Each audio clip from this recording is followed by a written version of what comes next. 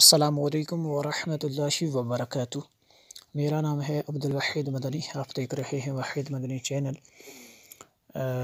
جی سوال ہوا کہ صدقہ فطر کی مقدار کتنی ہے، یعنی صدقہ فطر جو ہے کن کن چیزوں سے ادا کیا جا سکتا ہے۔ اس ویڈیو میں آپ کو بتاؤں گا صدقہ فطر جو ہے کن کن چیزوں سے ادا کیا جا سکتا ہے اور اس کی مقدار کیا ہے، اور پاکستان میں اس سال 2020 میں جو ہے صدقہ فطر کی مقدار کیا ہوگی۔ تو جواب حاضر ہے۔ صدقہ فطر شریعت مطہرہ نے جو بیان فرمایا ہے وہ 4 چیزوں سے مقرر کیا گیا ہے، لہٰذا ان 4 چیزوں میں سے کسی ایک کے ساتھ جو ہے صدقہ فطر ادا کیا جا سکتا ہے۔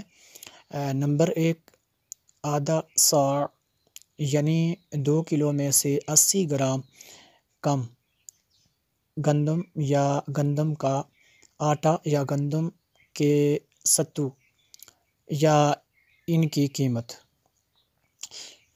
دوسرا ہے 1 صاع، یعنی 4 کلو میں سے 160 گرام کم جو یا جو کا آٹا یا جو کے ستو یا ان کی قیمت۔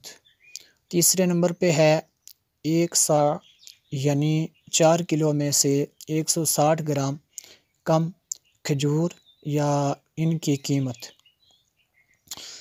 چوتھے نمبر پہ ہے 1 صاع، یعنی 4 کلو میں سے 160 گرام کم منقع یا کشمش یا ان کی قیمت۔ یہ دیکھ لیں، پہلے نمبر پہ جو ہے وہ گندم کے حساب سے، دوسرے نمبر پہ جو وغیرہ کے حساب سے، تیسرے نمبر پہ کھجور کے ساتھ جو ہے کریں گے اس کا حساب، اور چوتھے نمبر پہ کشمش منقع وغیرہ کے حساب سے جو ہے اس کا سلسلہ ہوگا۔ یہ فتاوی عالمگیری سے لیا گیا ہے حوالہ، اور پاکستان میں اس مرتبہ اس کی مقدار جو ہے پاکستان میں سال 2020 میں گندم درمیانی کوالٹی کی جو ہے 100 روپے، کم از کم جو ہے 100 روپیہ ادا کر سکتے ہیں۔ اعلیٰ کوالٹی کا جو گندم کا آٹا ہے وہ 125 روپے اس کا بنتا ہے ایک بندے کا فطرانہ۔ جو کے حساب سے اگر دینا چاہیں تو درمیانی کوالٹی کا 320 روپے بنتا ہے، اعلیٰ کوالٹی کا 400 روپے بنتا ہے۔